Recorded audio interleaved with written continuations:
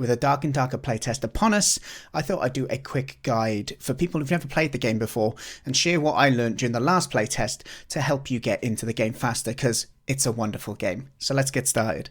First up, characters.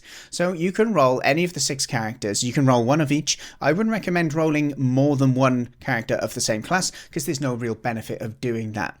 But pretty much you level them up from level 1 to 20, and every 5 levels it allows you to set a new perk for your character, which ultimately makes them stronger. I highly recommend trying them all out for yourself. It's the best way to get an idea of their strengths and weaknesses, but let's go through a very quick summary of each so you know roughly what to expect. So first off, your fighter. They're a armoured melee combat character who can use a shield. You then have your barbarian, which is a non-armoured melee combat character. They don't really use shields and they do have high damage, but they're a little bit more vulnerable. A cleric then is also a melee fighter who can use a shield, but really the focus of a cleric is on healing and providing buffs for their team. We then have the rogue, and as you'd imagine, they're a little bit fast, a little bit sneaky. They can go into stealth, but they're a bit squishy too, and they have a low attack range. However, they have great burst damage if they can catch you off guard. We then have rangers. Bow and arrow, they can use swords as well, but they are most proficient with ranged weapons. They can also set traps as well, which will pretty much leave enemies stranded and an easy target. And then finally, we have the wizard, another ranged class, but they use spells and they need to meditate in order to replenish their spells. Once you've chosen your character, you'll find yourself sitting ominously at this table waiting to go into the dungeon. You're welcome to form a party at this point, and remember the game is ideally played with parties of 3, so do try and form a party. You'll be in the best position to win and enjoy that way. You can queue solo, but in the main dungeon, if you're queuing solo, there's no guarantee that you're going to be against other solo players. You're very likely to come up against 3s and 2s, which is going to be quite challenging, but you might enjoy that challenge. From the screen, you can use the tabs on the top of the screen in order to check out your character. This is where you'll be selecting different perks. You'll unlock more slots for perks as you level up your character. We also have our stash. This is where we store all of our items that persist between runs, but this doesn't get shared between characters, remember. And then we have the merchants tab, and this is generally where you go and sell and buy different items that you will find in the dungeon or that you want to take into the dungeon. However, if you're just starting off, you've probably got no items and no gold, so let's not bother going to the merchants just yet. We're now at the point where we can queue to go into a game, and what happens is you get put into a lobby, so you'll be placed into a tavern-like area where you'll be seeing other players. Don't panic, this is just a kind of waiting room. You can go and slap people around, but you're not actually going to be taking damage. But do note, if you do use spells and consumables here, they will not be replenished when you actually do go into the dungeon, so be aware of that. If you have time to do it, you can actually inspect other players here and see what gear and items they're taking into the dungeon too. There's also a very good boy in the tavern, make sure you pat him. The starter gear is actually good enough for you to start off in.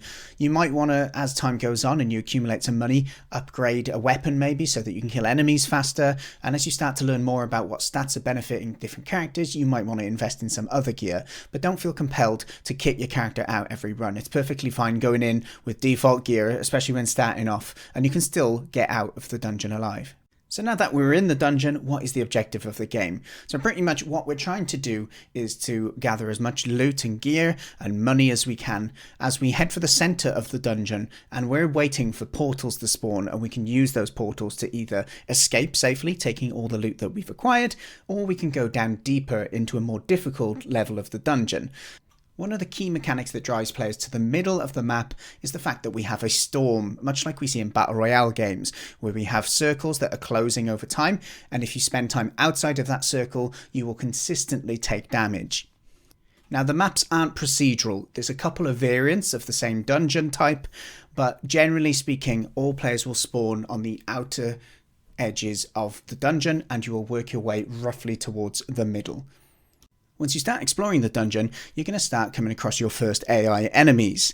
Now, just because they're AI enemies and not players doesn't mean you don't need to be careful. The AI in Dark and Darker may take you by surprise. They hit hard, and you need to be very cautious not to take hits. It's not one of those games where you take a few hits and your health will recover. It's more about making sure you don't take any hits if you can help it. So it's about learning the different enemy types, observing their behavior so you can see when they attack, what sort of attack animations they have, what type of attack they do, and over time you'll get used to handling the AI. I'd also highly recommend not to run around a room aggroing many AI at once. It's best to kind of take them as they come, because they chase you and it's quite tricky sometimes to lose these enemies, so you want to take care of them when you come across them. There's a range of different enemies that you'll find throughout the dungeon, so let's talk through some of the enemies you're going to find on the first floor of the dungeon. First off, the skeleton. The skeleton typically has a sword and shield. That means they can block your attacks, but what you want to do is wait for them to attack, and then you can get a couple of hits in and then predict their next attack, dodge, and go in for some more attacks. We then have the skelly archer. So these only have a bow, meaning they can only attack with their ranged attack. However, they are pretty good at aiming here. So the key is to predict when they're going to fire. They start to do their animation. You might want to break line of sight or run fast when they do that in order to dodge the arrow. And then you want to go in to get some damage. They are still quite good at aiming even at close range, so be aware of that. The skelly mages wear robes and wield a staff and walk pretty slowly around. They have two main spells they can use. They can put a shield on themselves or other enemies, and they can throw a big fat fireball at you. So it's important that you keep moving or break line of sight when they start casting that fireball, but otherwise they're not too bad to take on. Mummies will reanimate when you get close enough to their corpse. They'll stand up and start swiping away at you with their arms, but they're quite easy to telegraph. The zombies are pretty slow to attack with a two-hand swipe, but they can also drop a poison cloud. You generally want to approach these the same way as you do with skellies, where you wait for them to do their attack and then you rush in and do a couple of hits before backing away again. We then have the flying skulls. So these are flying enemies that will do a flying lunge attack. Keep an eye out for when their eyes change colour, because that is when they are lining up to do their lunge attack. So if you start moving once their eyes flash, you will most likely avoid the path that they're going to fly. Poison dragonflies are small flying creatures that you'll probably hear before you see. They spit out a barrage of small poison darts that you want to make sure that you avoid. Spiders are pretty easy to take care of, but can overwhelm you if you're not careful. The key thing with spiders is they spawn from a pot that will be lying sideways on the floor. Once you destroy that pot, no more spiders will spawn, but otherwise they will continuously spawn. You can take advantage of high ground, so you can stand on top of chests and other similar things in order to get above them so they can't hit you and you can swipe down and kill them. One type of mini-boss that you'll come across is the Wraith. So these will be dressed in a robe, floating around, and when you engage with them, their main form of attack is to lunge at you. They fly pretty quick when they lunge and they travel a fair amount of distance, and they do quite a lot of damage, so be careful about that. These will take a lot more damage than your standard enemies to kill. Another type of mini-boss is the champion. Now the champion's sort of like a skeleton, but with beefy armor, and they do a lot of damage. The key difference with these is to be aware of their chain attacks. When they attack, they go into a combo, and so if you are not aware of that, you can get caught and you can get killed pretty fast. Now for each enemy type that I've just gone through, you can also come across different variants of them, which is basically a difficulty modifier. So a typical skeleton, for example, is white. You can come across a harder version of it, which is red, and then an even harder version of it, which is black. But you will get better loot from these if you manage to kill them. Along with the AI, we need to worry about players. Other players will share the same objective typically. They want to collect valuables and get out of the dungeon via the portals. But there's not typically enough portals to go around, and so there will be competition for these, meaning that there will be fights. When it comes to engaging in combat with other players in Dark and Darker, it can go quite a few different ways. Some players will just rush in and try and kill them as fast as they can, but what you'll see a lot of players do is do a bit more preparation. They'll be drinking consumables. If they're playing with a cleric, the cleric will be shielding them and buffing them before the whole party attacks at the same time in order to try and win the fight. Positional advantage is important too. You want to be keeping an eye on the ring position so you're not getting pressure from that damage of being outside of the ring, but also you want to be aware of narrow corridors if you're playing against certain classes like rangers where they can trap or they have a nice firing line down a corridor. In addition to this, we have characters like the rogue and the wizard who can go invisible and they might be trying to flank you, so be aware of that. We also have torches on the wall that can be turned off by other players in order to create more darkness, which also can be great at setting up ambushes or hiding traps. Friendly fire is on in Dark and Darker, and it is actually really easy to kill your own teammates. Because of the way that the weapons work, sometimes they'll be swinging from left to right, sometimes you'll be casting a fireball that has a big area of effect. If any of your teammates are near that, they will take damage just like any other player would. So you really need to be careful with positioning and making sure that you're not swinging too mindlessly with your weapon. You are able to resurrect players in Dark and Darker. To do this, you'll need to find an altar. There's a few of these landmarks scattered across the dungeon, and what you need to do is to loot your downed teammate.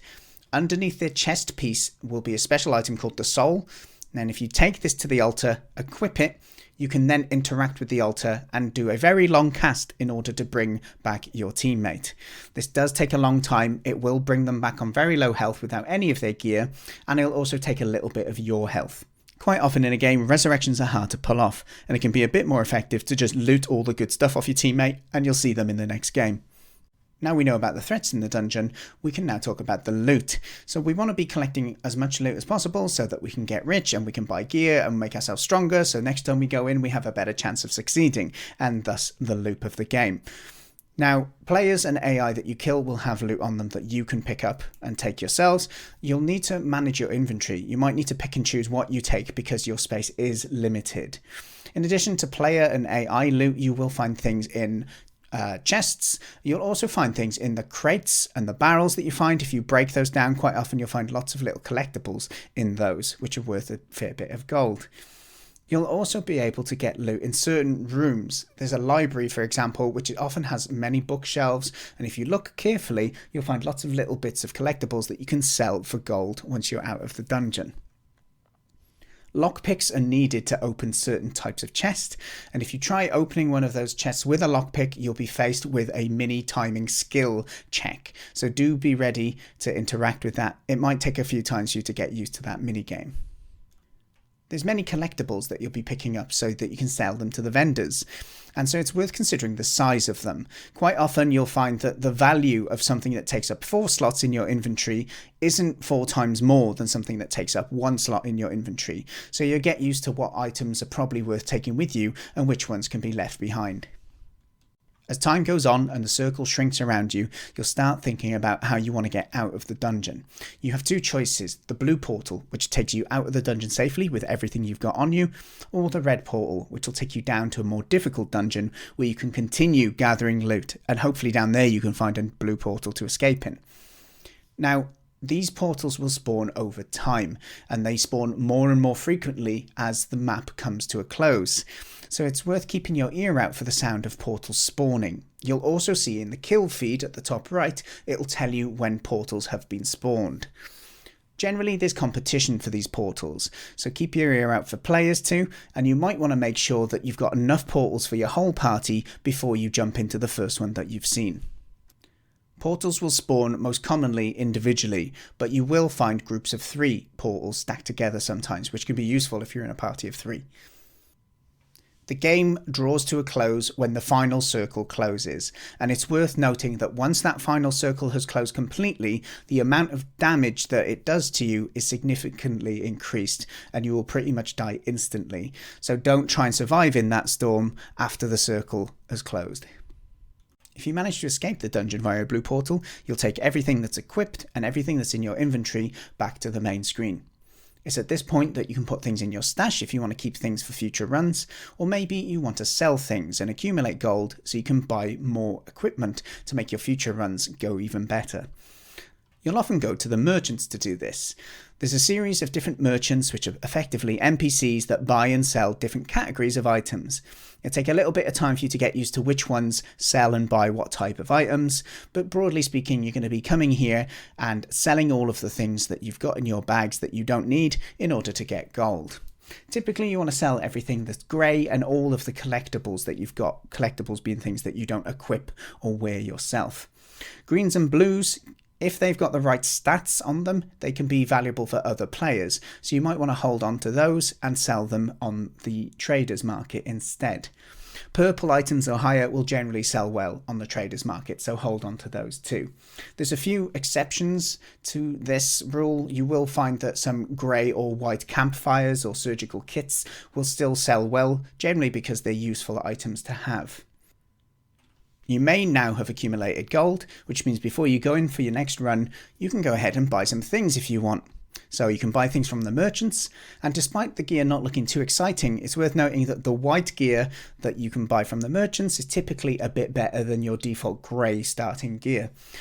It can be useful to upgrade things like weapons, because that can help you kill enemies faster and allow you to loot more on a run, but you'll also want to make sure that you're considering consumables. You have potions, you have bandages, and you have mini shield potions that you can take as well, which will be often useful for most classes. A few final tips that I picked up during the last playtest to share with you. First off, you can right click in order to loot things from bags rather than having to drag them into your bag to save yourself some time. Campfires are really great items for healing for multiple people, but also that will restore spells, especially useful for classes like clerics who don't have any other way to replenish their spells. Blocking with shields takes a bit of practice. It's really important to get the direction that you're facing correct, because you need to block the arc of the weapon that's coming towards you. Whilst it's recommended to take in potions with you, do be aware that if they are on your belt slots so that you can use them quickly, that they will be visible to other players. Especially if you're hiding in a dark corner, these potions will pretty much glow in the dark, so be aware of that if you're trying to be sneaky. Headshot damage is a thing in this game as well, so do consider that with the weapons that you're using, or if you're aiming your spells or your arrows, to make sure that you're aiming for the head for that increased damage. So that concludes the quick start guide to Dark and Darker. My aim here was to make sure that people who are completely new to the game have a chance to understand what the game's about, so that they can make the most of the limited time playtest that's ahead. If you're interested in checking out any more of my content, I am a game developer in the Unreal Engine professionally, and I also do game dev outside of work too, and I stream that over on Twitch under HonestDanGames, and I typically will upload videos to this YouTube channel from those streams as well. Alrighty, good luck in the dungeon, take care.